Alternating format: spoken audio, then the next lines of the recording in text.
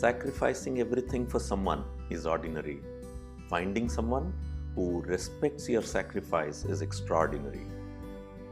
There was a boy who lived in a hut far away from the busy world. He used to feel lonely.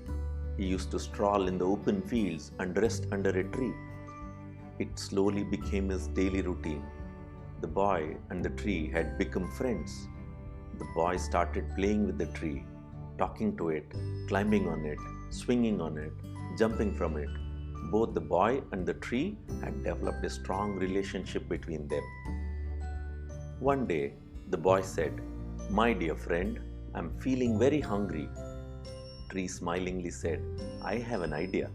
Why don't you pluck a fruit from my tree and eat it?" The boy was excited. He ate a fruit and loved the taste of it. The tree was very happy that it could fill his friend's hungry tummy. Now, this became a new routine for the boy.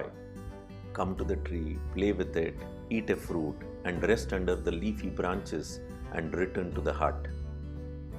One day, the boy seemed to be in low spirits. The tree asked him, "Why are you so sad, my friend?" And the boy replied, "Now that I am growing up, I have the responsibility to earn some money. I am not sure how." The tree immediately replied, "I have an idea. Why don't you pluck fruits from the tree and go sell in the market on the other side of the shore?" The boy got sparked from the idea and started to sell fruits and earned money.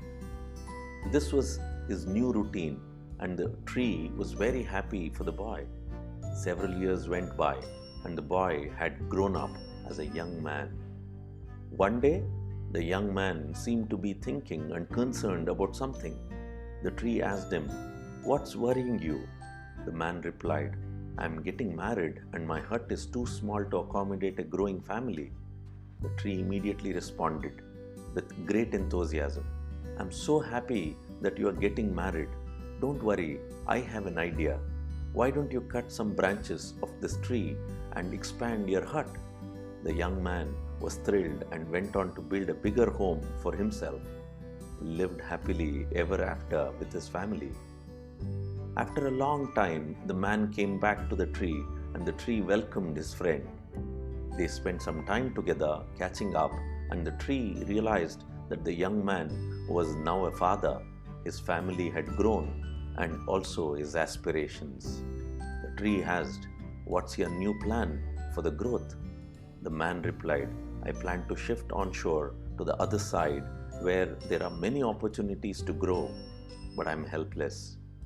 I don't have a boat to sail." The tree immediately replied, "I have an idea.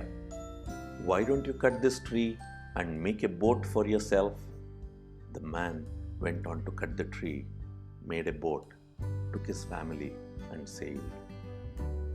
While the tree here was selfless in giving and sacrificing everything for someone to make them happy, it did not realize that while it started with a need, it landed up feeding the greed.